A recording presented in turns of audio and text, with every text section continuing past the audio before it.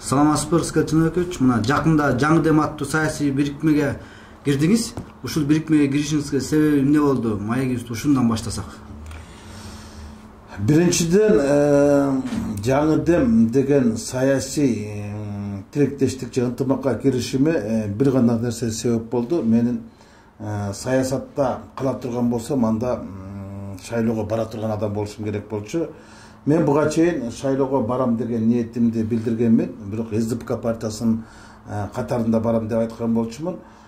СДПК партиясынын тагдыры арсар болгуп турган, экинчи йылда соттун чечими чыккандан кийин биротоло чекит коюлду, бара турган мүмкүнчүлүктөн толугу менен ажырады десек болот. СДПК партиясы эгер барса дагы, бирок башка адамдар менен бара тургандай мүмкүнчүлүк түзүлүп калды. Мындайча айтканда, мендеги мүмкүнчүлүктөргө эшик жабылды. Экинчи, ошол эле убакта параллельно мен менен ар кандай саясий күчтөр ынтымакташуу боюнча бир тизмеме бар боюнча сунуштар бар болчу. Бир топ партиянын лидерлери менен жолугуп кеңешип көргөн болчу. Эгер СДПК партиясы барбай кала турган болсо, биздин менен чогуу барбайсыңбы деген сунуштар көп эле болду. Анан ошол сунуштардын ичинен мен мага жакыныраагы же болбосо менин көз карашыма төп келе турган бир гана атам экен, Акшумкар КЛДП түзгөн альянс болчу. Алар буга чейин эле ушундай уюмду түзүп, мындай жарыялай албай турушкан. Андан кийин мени чакырып турушту. Мен да бир аз убакыт сурадым дагы. Эми тияктан чыгып эле бияка кирип кеткендей болбосом деп. Бирок мен кандай болгон күндө дагы партиядан коштошууну туура көрдүм. Партиянын түптөгөн, күчтөгөн Алмазбек Шаршеновичтин өзүнө кирип, ушул жагдалдын баарын түшүндүрүп айткандай болдум. Мындай акыбал пайда болуп калды. Мени мындай саясий күчтөр чакырып атат кызматташууга деп. Ошондой эле оюмду саясий кеңештин мүчөлөрүнө, депутаттарга билдирдим. Ал тургай жаштар канатына, Алмазбек Шаршеновичтин балдарына дагы айтып, мындайча айтканда бардык СДПКнын балдарынан, аксакалдардын баарынан батасын албасам дагы алдынан өттүм. Андан кийин бул бирикмеге кирүү боюнча өзүмдүн чечимди кабыл алдым. Чечим кабыл алганда эле оңойго турган жок. Бир топ сүйлөшүүлөр болду. 2-3 күн сүйлөштүк. Бирок сүйлөшүүлөрдө эмес. Мен алар менен мурунтан эле сүйлөшүп жүргөм. Саясатта бирге жүргөн болчумун. Көптөр биле бербейт болуш керек. Мен 2000-жылкы президенттик шайлоодо Өмүрбек Чиркешевич анда ат салышканда, ал кездеги президент Акаев менен мен анын Чүй областындагы батыш тарабындагы штабын жетектеп, ыйгарым укуктуу өкүлү болчумун. Ал эми 2007-жылкы парламенттик шайлоодо атам эки менен Акшумкар биригип бир болуп барганда, мен Талас областында Кара Бура район штабын жетектегем. 2007-жылы мен Акшумкар партиясынын саясий кеңештин мүчөсү болгон болчумун, СДПК партиясына чейин. Мындайча айтканда, мен үчүн Өмүрбек Чиркешев Текебаев дагы, Темир Сариев дагы мындай өөн адамдар эмес болчу. Саясатта бирге агып келген болчубуз. Ал эми 2010-жылы биз ушул үчөөбүз тең ушул бириккен элдик кыймылдын саясий кеңештин мүчөлөрү болгонбуз. Жанар менен мен 5 жыл парламентте чогуу иштештим. Элдар Абакиров менен ал өкмөттүн ичинде болсо дагы мындай мамилебиз түз болчу. Мына ушулардын айланасына барыш мен үчүн мындай жеңилирээк болду. Мени биринчиден ушул саясий кеңештин курамы эмес, курагы эмес, булардын дымагы мындайча айтканда негизги себеп болду деп турам. Анткени бул партияда мындай олигархтар, же болбосо эл азат тажап калган базаркомдор, банкирлер, байлар жок да. Анан элдин азыр эң эле эңсеп турганы мындай элдин талабын талаша ала турган парламент кесилип турган убакта мен мага кошулганга оңоюраак болду да. Анан бирок ушул эле саясий бирикме боюнча айрым серепчилер айтып атпайбы? Булардын идеологиясы, көз караштары дал келбейт. Бири социалист, бири либерал, биринин такыр эле саясий багыты жок, булардын келечеги жок дегенди айтып атпайбы? Сиз кандай карайсыз ушул сындарга? Туура да, бирок мен мындай сындарды айтып атат, бирок мындай сындарды эмнеге айтып атат? Туура, бир кездерде бизде бир эле партия бар болчу, коммунисттик партия бар болчу да. Анан ошо коммунисттик партиянын мүчөлөрү кызматтан кызматка көтөрүлчү. ошо кызматтан көтөрүлүш үчүн баардык коммунисттик партия мүчөсү болушкан.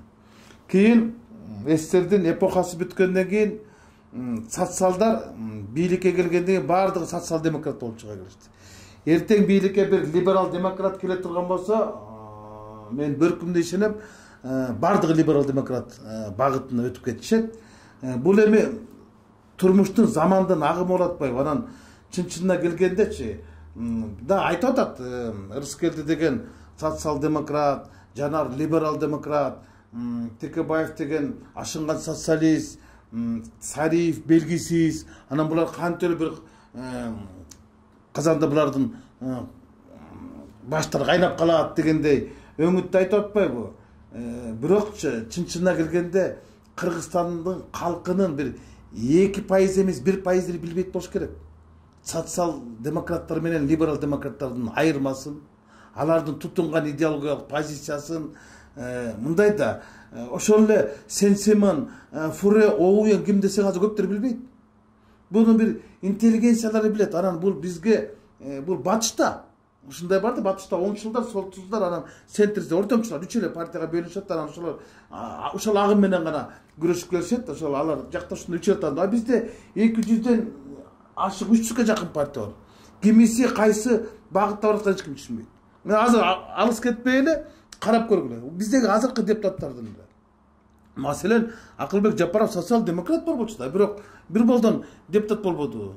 Каныбек Капашевич билбейм кайсы, бирок 4-5 партиядан ал депутат болбоду. Жанар деле социал болуп келип туруп либерал болуп кетпеди. Коммунист Масалиев деле өнүгүүдүн курамында депутат болбоду. Мен эмнени айтып турам? Кыргыздын саясатында партиялардын агымына эмес, Кыргыздын саясатынын агымына жараша иш алып барышат.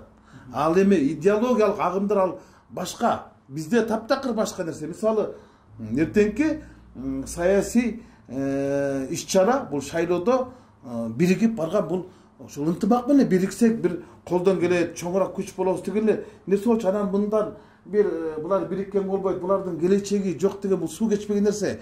Бул эми ошо батыштын идеологиясына такап айтып атпайбы? Андай нерсе жок да. Аны эч ким деле түшүнбөйт, аны эч ким деле эти барга албайт чын-чынына келгенде. Бул эми аныга жооп деле бербей койсок болот болчу. Анткени кандай болуп калган күндө дагы азыр эми карап көрсөңөр, кыргыздар эртең шайлоодо кантип партияларга добуш берет? Ошолордун булар либерал экен, булар социал деп береби? Жок. Алар маанисине добуш бербейт, алар маанисине добуш берет. Акчасынан добуш берет да. Бул эми көрүп эле турабыз да. Аларга мисалы ким айта алат, ошол теге ар бир шайлоочу ошол партиянын программасын окуп көрүп туруп, алардын программасы жакшы экен, мен ушуга добуш берем деп. Жок. Социал СДПК добуш бере турган болсо, Атамбаевка добуш берет.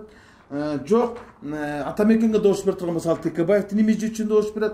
Акшумкарга добуш бере турган болсо, Сариевдин имиджи үчүн добуш берет. Дагы республикага добуш бере турган болсо, Бабановдун имиджи үчүн добуш берет. Программа, алардын идеологиясы, багыты, тутунган эмес деген жок нерсе.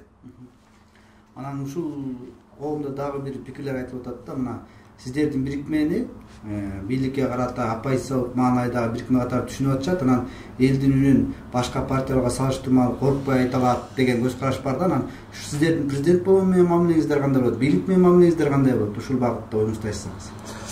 Эми бийлик, албетте бийлигин сактап калыш үчүн бийлик өздөрүнүн таламын талаша турган топтордон өздөрүнүн партиясын мындай административдик ресурс, каржылык ресурстан жардам берип алып барганга аракет кылат. Бул кыргыз саясатында болуп келаткан эле, уланып келаткан салт.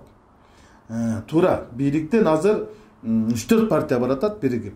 Көбүрөөк мандат алып калабыз, көбүрөөк сактап калабыз дегендей. А бирок ириде мамлекетти сактап калабыз деген дагы талап пайда болбоду. Эл бийлик азыр эгер өзүн сактап калабыз десе, бийлик ушул системаны сактап калабыз дейт. А бирок эл бул системага каршы болот атпайбы? Ошон үчүн бийлик күчтүү болуш үчүн оппозиция күчтүү болуш керек. Оппозиция күчтүү болуш үчүн оппозицияга толук мүмкүнчүлүк бериш керек. Мен эми азыркы бийликтин биз менен алакасы кандай болот? Азыртан эле жанагы серепчилер айтып чыгышпады, бардык артиллериясын ушул жака бурат депчи. Бул жаңылыштык. Бизде бул сергек сереп эмес, бул кургак сереп.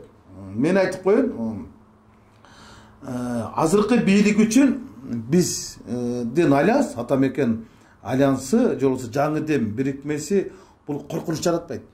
Бул тескерисинче жакшы маанай жаратат. Анткени оппозиция болуш керек. Оппозиция жок жерде бийлик өз оппозиция түзүш керек. Бул Кыргызстандагы бийликтеги тең салмактуулукту, саясий туруктуулукту кармап туруш үчүн үч бийлик бутагы тең күчтүү болуш керек. Биздин президент Сооронбай Шариповичке үч бийлик бутагы, мыйзам чыгаруу бийлиги, аткаруу бийлиги, сот бийлиги күчтүү болсо, ал арбитрлик кызматын кыла алат. Анан үчөө тең стабы болсо, анткени үчөө тең мындай тиши жок болгондо сынды бар президент кетет. А үчөө тең күчтүү болгондо бири-бирине мындай атаандашып жумуш алып барышат, бири-бирин көзөмөлдөгөн жумуш алып барышат. Мындай өңүттөн алып караганда күчтүү оппозиция болуш үчүн күчтүү саясатчылар барыш керек. Анткени бизге окшогон оппозициялар парламенттен орун алышыбыз керек. Бийлик буга бут тозбош керек. Бунун аягы ачыгын айтып коеюн, бул жакшы нерсеге алып келбейт. Экинчиден мен бир кызык нерсени айтайын да. Акаев деген Кыргызстандын туңгуч президенттин түбүнө ким жетти? Ал өзү түптөгөн, өзү күчтөгөн Алга Кыргызстан деген партиянын аткаминерлери Акаевди сатып кетишти. Туурабы? Сатып кетишти дагы алар Бакиевдин короосуна басып киришти. Бакиевдин ак жолуна кирип алышып, кийин Бакиевдин башын жутtu. Бакиевдин башын жуткан ошол эле аткаминерлер азыр жүрөт. Ушу ак үйдө эле жүрүшөт ошолор. СПКга киришти. Короосу менен киришти дагы, заматта алар социал-демократ болуп чыга келишти. 6 жыл өтпөй алардын тажрыйбасы мол да Атамбаевди сатышты. Сатышкан аскер келип кол тийбестине алып салышты. Анан азыркы бийлик түптөп аткан партия эртең президенти Сооронбай Шариповичти сатып кетпейт, bundan басып кетпейт, далын салып кетпейт деп кимиси кепилдик бере алат? Бири дагы кепилдик бере албайт, анткени бул салтка айланып калды. Анткени ошол эле саясатчылар, Акаевтан бери келаткан саясатчылар бүгүн дагы да ошол жака баштан салып атат да. Анан ушул өңүттөн, ушул ракурстан алып караганда Сооронбай Шарипович үчүн ошол өзүнүн партиясы коркунучтуу, биз эмес. Бул эмнеге негиз деп айтып атам, эмнеге тегиз деп айтып атам, анткени Атамекенде олигархтар жок. Альянста ошол немеде. Андыктан буларда каржылык ресурс болбогондон кийин каршылык ресурс бар, каржылык ресурс жок. Эң коркунучу каржылык ресурста президентке коркунуч келтирип турган. Каржылык ресурс именно ошол жанагы Мекенем Кыргызстан, биримдикте, Кыргызстанда мына ошол жерде бар. Ал жерде жалаң байлар, банкирлер, базаркомдор, башкалар. Бардыгы ошол жерде. Мына олигарх деген сөз эмне? Олигарх деген өзүнүн байлыгы аркылуу бийликке кысым кылган адамды олигарх деп коюшат. Олигархтар бар ошак болуп атпайбы? Олигархтар бардык жерде коркунуч бар. А бизде олигархтар жок да. Мындайча айтканда бизден коркпой эле койсо болот. Өзүнүн тегерегинден коркунучтуу адамдар бар ошол жерде да. Мен ушул айтам, анан бийлик деле мен билип турам, ал жерде деле сергек сереп сала турган адамдар бар. Сооронбай Шариповичтин деле саясатта тажрыйбасы бар. Ал деле билип турат, сезип турат. Коркунучтун бардыгы кайсы жактан кош көрүнөрүн. Андыктан Атамекен партиясын азыртан эле президентке каршы коюп аткан кимдер? Булар мен ошо президент тегерегиндейлер. Алар өздөрүн мындай отвлекающий маневр деп бизде шек санабасын деп, мына ушулар опасный. Булар коркунучтуу депчи. Коркунуч жок, аякта эмес, коркунуч башка жакта. Убакыт көргөзөт да, дал ушулар. Мурункуларды кандай кылып сатышса, мурункуларды кандай кылып басып кетишсе, дал ошондой немеге алып келет. Буну мен айтып да келгем, айтып да жүрөм. Эгер жакын арада кирип калсам, мен ушу сөздү эле ажык айтам. Ушу сиздин президент менен болгон мамилеңиз кандай болот? Ушу альянска киргениңизге кандайдыр бир мамилеңиздерге таасир этпейби? Ушул боюнча пикириңизди уксак. Мен эми Сооронбай Шарипович менен 20 жылдан ашын жеке мамилем бар. биз ошол ар кимибиз өзүбүздүн көз карашыбызга сый урмат менен карап келгенбиз. Мен бир дагы жолу ал кишини таарынткыдай иш кылган жокмун. Ал дагы мен бир дагы жолу мындай таарынта тургандай иш кылган жок. Биздин жеке мамилебиз өзүнүн нугунду кыла берет. Мени азыркы тандоом деле ага мындай таарына тургандай негиз алып келбейт. Анткени мен ал кишинин жакшы билем мүнөзүн. Анткени мен ойлоп турам, менин ушу жаңы бир ынтымакка барганымдан ал киши таарынып мындай мамиле өзгөрөт депчи. Жок, мамиле өз нугунда кала берет деп мен терең ишенем. Анан акыркы суроо болсун. Ушу альянска кирген сиздин акыркы чечимиңиз болобу же убакыттын өтүшү менен шайлоого чейин да бир өзгөрүүлөр болушу мүмкүнбү? Эми мындай экен да, саясаттын агымы Кыргызстандагы эч ким мындай алдын ала албайт. Мени айтышып атат да, сен бир отурушу менен кетип калган турбайсыңбы? Бизде деле мүмкүнчүлүктөр бар эле, биз дагы сиз менен үмүтүбүздү, үгүтүбүздү бирге кылсакпы деген бар эле, тилектер бар эле, ниеттер бар эле депчи. Мен бул декларация деген юридический термин, бул торжественный, же болбосо салтанаттуу жарыя. Мындайча айтканда биз бирикмени, же болбосо шайлоого бирге барабызды жарыя кылдык. Декларациянын өзүнүн укуктук сөз менен айтканда ушундай. Это торжественный акт, же болбосо мындайча айтканда церемония. Биз ушул бирге кадам таштарыбызды, бирге басарыбызды, бир тизме менен барарыбызды жарыя кылдык. Бирок президенттин айли жарлыгы чыга элек, тизме айли түзүлө элек. Эми бирөөлөр кирет экен, бирөөлөргө чыгат экен, бирөөлөр бирөөгө таанат экен. Алдыда кандай кырдаал болуп кетет, бирок биз ниетибизди, тилегибизди билдирип, бир тизме менен барабыз деп кол коюштук. Бул акыркы чечим эмес. Акыркы чечим бул президенттин жарлыгы чыгат, анан кийин партиялардын съездери болот. Ошондон кийин тизмеге киргенден кийин, же болбосо ошол курултайдын алдында айтсак болот да, мына мен ушул орунга макул болдум, же болбосо мен ушундай программага макул болдум депчи. Азыр эми биз программаны иштеп жатабыз. Программадан кийин анан кийин тизме түптөлүп баштайт. Анан эми көз караштар азырынча жакшы эле иштерди баштап алып барганы жатабыз. Ниеттерибиз, тилектерибиз, ынтымагыбыз жакшы. Бирок акыркы чечим деп айтканга айыл эртелик кылат. Чоң рахмат ачык майып бергениңизге.